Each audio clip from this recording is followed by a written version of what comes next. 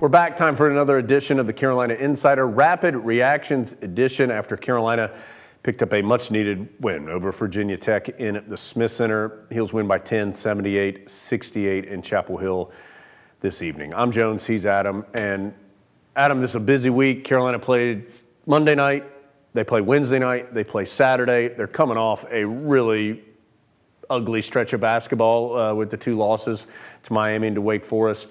This one's not going to go up in an art gallery somewhere as the most beautiful game of all time, but the Heels won the game, and that's what they needed. And as Hubert Davis said when he talked to Jones, which you'll see here in a little bit, they persevered. I think there were some opportunities to curl up in that game and say, oh, this is getting to be a close game and things aren't going great, the ball's not going in the basket, but Carolina just kept pushing, kept plodding along and got enough rebounds, dominated the glass, and made enough shots, 10 three-pointers. They were better from three-point range than two-point range to win the game. They were good enough defensively against the Hokies and just needed a win and got it. And got to the free throw line a bunch where Carolina converted at a high rate, 22 of 26. That's 84.5%. And Adam, I do think one encouraging part about this game is what you talked about, and that is we've seen the Tar Heels in games and in games recently. When the shots weren't going in, it seemed to affect the other parts of the game. Carolina didn't allow it to affect it as much tonight. And I think part of that is a credit to the Smith Center crowd. I think if you were in that crowd, you helped. I think having them behind the team kind of kept them focused because we've seen them struggle on the road, but here back at the Smith Center, that's a different group. And they were a different group tonight. Okay, so as Adam mentioned, I had the opportunity to speak to Hubert Davis. Adam talked to Brady Manek, one of 5 Tar Heels who finished in double figures. First time Carolina has done that since the victory over Notre Dame in the ACC tournament a season ago. So you hear from Coach Davis, then Adam chats with Brady Manek, then we'll be back to wrap things up here on the Carolina Insider. Indeed, with Hubert Davis, head coach of the Tar Heels, after Carolina breaks that 2-game losing streak, beats Virginia Tech 78-68 tonight in the Smith Center. This felt like a weird game. Just Carolina was getting a lot of looks around the basket that just didn't seem to go in. There was a long stretch without much offense. Then you played offense great down the stretch. Your thoughts on what ultimately, most importantly, was a 10-point win? It was a conference, just a regular conference basketball game where, it just goes up and down throughout the game. One of the things that I told the team in the locker room before we headed out to the floor is I told them that, there are going to be hard times today. There are going to be times where we're struggling defensively. There's going to be difficult and hard times where we're not scoring the basketball. Find joy in that and understand that we've got to persevere. Just continue to stay with it, stay positive, stay together, stay tough, stay confident. And I'm just so proud of them. I really believe that. You said it was up and down, and, there were times defensively it looked like they were getting every kind of look. On the offensive end, we were turning the ball over. We were missing so many layups around the basket. But we never got down on ourselves. I just felt like our togetherness was really good, and I'm so proud of them. Last week was hard. We didn't play well. And we didn't play well against good teams, and they played really well against us. And to come back and to be able to play such a quality opponent in Virginia Tech and to be able to come out with the win, I'm so proud of them. What was the big difference offensively in some of those stretches where you weren't having a lot of success versus the stretches where you did go several possessions in a row with some really good looks and a lot of points? Well, one of the things that we were doing is, we have versatility on the offensive end. And, at the beginning of the game, we were getting everything down low to Armando and getting, being able to score around the basket. Then we started, from an offensive standpoint, is just really moving the basketball, and all of our plays had motion. So we talked about, spacing, balance, ball movement, and player movement. And so I thought that was able to get us some good looks. And then we started to, run some ball screen action that caused them some problems and allowed RJ and Caleb to be able to get downhill and be able to get to the basket and get fouled. And, when we got stops, we were really good in transition. And this is the second straight game that I think we did a really good job on the offensive glass. Mm-hmm. All year we've been saying 3, 4, and 5 get to the offensive glass, and we did it against Wake Forest, and we didn't convert tonight, but we got 16 offensive rebounds. That's what I like in Carolina basketball. Felt like Brady gave you a big spark in that stretch in the second half, couple threes, that put back dunk, and especially with Dawson unavailable tonight, felt like he gave you some huge minutes. He gave us a huge minutes, and the thing that I'm so proud of him about is, like, the person that is the hardest on him is himself. Mm-hmm. And so, like, when he misses a shot or he struggles defensively, like, he's so upset because he doesn't want to let down the team. And sometimes it's difficult for him to go to next shot, next play. And we were in the huddle in the second half, and I said, Brady, that's okay. I need you to stay together. I need you to stay with us. And he shook my hand, and he came out there and hit a three. That offensive rebound was fantastic. I thought he did a terrific job defensively, staying between his man and the basket, making it tough for him to score over top of him. He did a terrific job. I'm so proud of Brady, and he had a terrific game tonight. As you referenced, last week, tough week. This week, a very busy week. You guys are right back at it on Wednesday. How do you try and build off this and find that consistency that I know you're looking for? Well, it's easy to build off a win. I mean, we're feeling good, and I told the guys in the locker room this is the first time that I've seen them, with smiles on their faces in a little bit over a week, and so it was great to see. And I told them, enjoy tonight, and let's come back with focus tomorrow on our preparation for a really good Boston College team on Wednesday. And so I am. I'm so proud of these guys. It was a tough week last week, but to bounce back the way that we did in a tough game and tough environment, it says a lot about this team.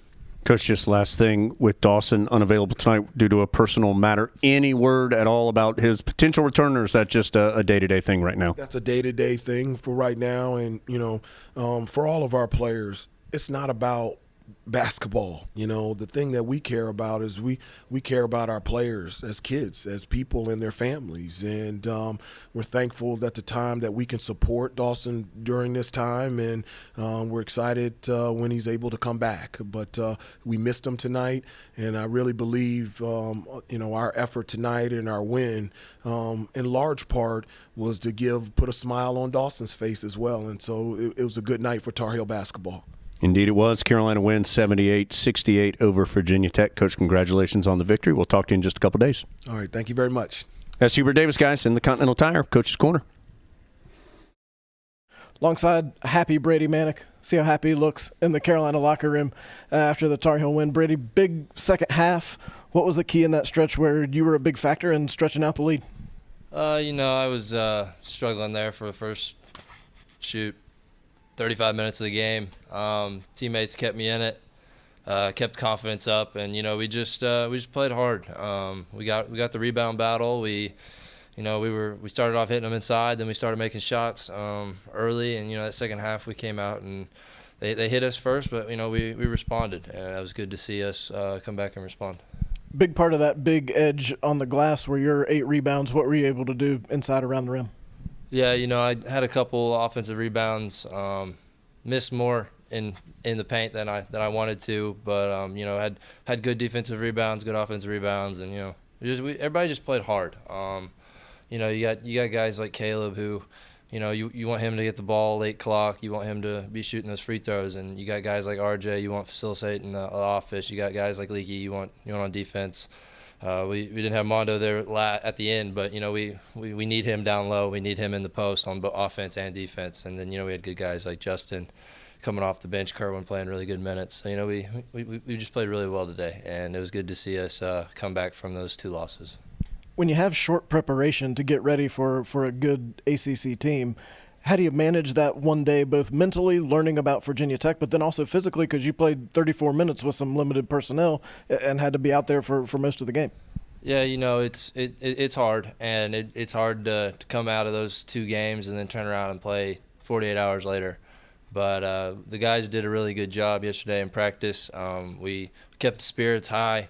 Coach kept saying, the season's not over. We can still do everything that we want to do. Yeah, the record's not what we want it to be, but we still have every possibility of doing whatever we want to do, and it comes down to us. And I think the guys responded really well to that and how Coach got us going yesterday, and it led over to today. Coach Davis has talked a lot about defensive communication, which seems to be a work in progress. A couple breakdowns in the first half, but then it was better in the second half. What progress do you see in that area, and where can it still get better? Yeah, guys are playing really hard on defense. You got Mondo. I feel like he can guard almost anybody out there. He's a big body down low. He alters everybody's shots. He's quick. He's athletic. You got guys like Leaky that are playing well, defending everybody's best player. Caleb's doing the same. RJ's doing the same. They're just really good defenders, and coach has been talking about, you got to be able to trust that other guy to help you. So guy drives, kick out, you got to take that kick out and trust the next guy's going to take your man.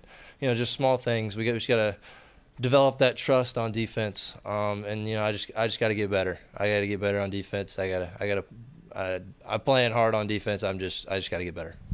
Every team that plays Carolina has at the top of their scouting report, stop the transition game. 6 fast break points tonight. Where can this team run more effectively and find the opportunities when they're there? Yeah, we got to get out and run more. We didn't have very many against Wake. They won that battle. Same thing with Miami. It's hard, especially like a team tonight. They were sending 3 guys back, 2 guys to offensive boards. So, that's hard to get transition. But, if we sprint the floor, we could get those mismatches that we want. Maybe a small guy on a big and, outrun everybody else and, just play hard, run hard. And that's really what we need to focus on. And it may not lead to a transition point, but it could lead to a mismatch. How good did that dunk follow feel? It felt really good. I've always said one of my favorite things in basketball is getting a dunk. I shoot threes. I do all that other stuff, but there's no better feeling than getting a dunk, especially that crunch time and the crowd, and there's no better feeling. And no better feeling than a Carolina win back in the Smith Center, still undefeated here in Chapel Hill. Carolina beats Virginia Tech. Thanks, Brady. So with the win, Tar Heels improved to 13-6 overall, 5-3 in conference play in the upper half of the ACC. Only 1 game behind first place. Still a very crowded top 6 or 7 there in the ACC standings. And Adam, as we mentioned, a lot of games. Of course, this game was originally scheduled for December 29th. That's why this week is so busy. Back to the regular schedule now. BC on Wednesday, NC State on Saturday, both those games at home. And that's going to be a physical test. Carolina didn't play very many players in this game, played 8, only got 2 points from the bench, no field goals. Dawson Garcia unavailable as he tends to a family illness back at home. So you've got to turn around and play in 48 hours. And you have to think Boston College probably going to try to push the Tar Heels a little bit, bang them around a little bit physically, and just see what they've got left in the tank.